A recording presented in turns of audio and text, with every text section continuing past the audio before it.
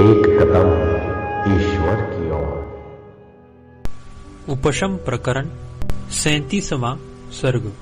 प्रहलाद के पुनः समाधिस्थ होने पर नायक रहित अतएव दस्युओं द्वारा क्षत विक्षत दानव नगर की दुर्दशा का वर्णन।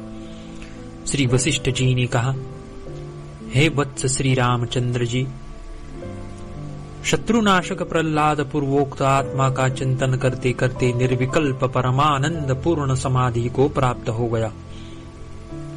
निर्विकल्प समाधि में स्थित स्वरूप साम्राज्य को प्राप्त प्रहलाद चित्र लिखित की तरह निश्चल अतएव पर्वत गढ़ कर बनाया हुआ सा शोभित हुआ। अपने घर में समाधि में स्थित हो रहे प्रहलाद का भुवन के बीच में स्थित मेरु की तरह बहुत समय बीत गया। असुर श्रेष्ठों द्वारा जगाने पर भी वह महामती, जैसे बहुत सेक करने पर भी अकाल में बीज से अंकुर नहीं निकलता, वैसे ही समाधि से विचलित नहीं हुआ। इस प्रकार पत्थर पर गढ़े हुए सूर्य के समान निश्चल ब्रह्म स्वरूप वह शांत असुरपुर में 1000 वर्ष तक बाह्य दृष्टि शून्य होकर स्थित रहा।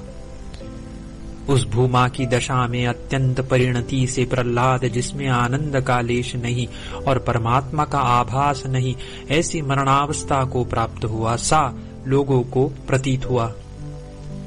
तदनंतर इस बीच में वह पाताल मंड अराजक और प्रबल मत्स्य न्याय से, यानी बलवान सजातियों और विजातियों द्वारा दुर्बलों की तिरस्कार, वध आदि से पीड़ित हुआ।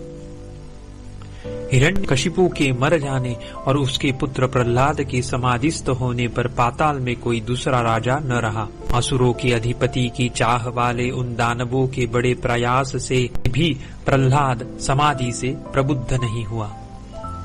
जैसे रात्रि में भ्रमर जिसकी पंखुड़ियां विकसित हो रही हो ऐसे कमल को नहीं पा सकते, वैसे ही असुरों ने उस स्वामी को समाधि से बोध युक्त नहीं पाया।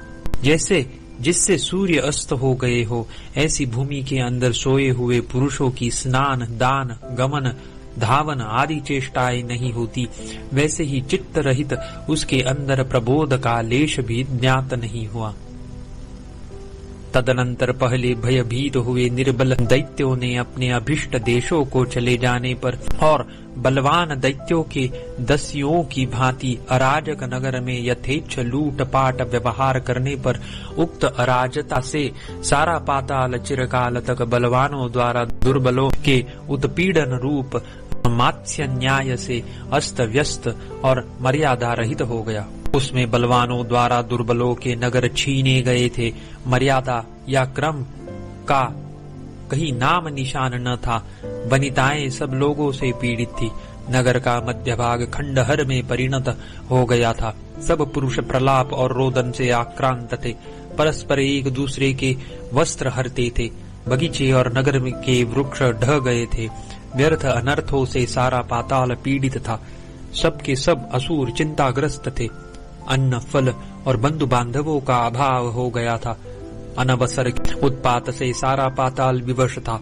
दिशाओं के मुख धूलि से व्याप्त थे। देवताओं के बच्चे भी उसका तिरस्कार करते थे। चांडाल, कुत्ते, सियार, राक्षस, पिशाच आदि तामस प्राणियों से वह आक्रांत हो गया था। यहाँ के आदि निवासी भद्र प्राणियों से वह शून्य हो गया था। उसकी शोभा नष्ट हो चुकी थी और सब अटारियां भग्न प्रायः हो चुकी थी। वह असुर मंडल चारों ओर से भयोद्विग्न हो गया था। उसमें स्त्रियां, धन, मंत्र, तन्निमित्तक युद्ध अनियत नियम रहित हो गए थे। जिनकी धन संपत्ति और स्त्रियां हरी गई थी, उन लोगों के विलाप से वह कोलाहल युक्त था। अतएव कलयुग के समय दूसरों के धन हरने में शूरवीर क्रूर दस्युओं के तुल्य था। 37वां सर्ग समाप्त।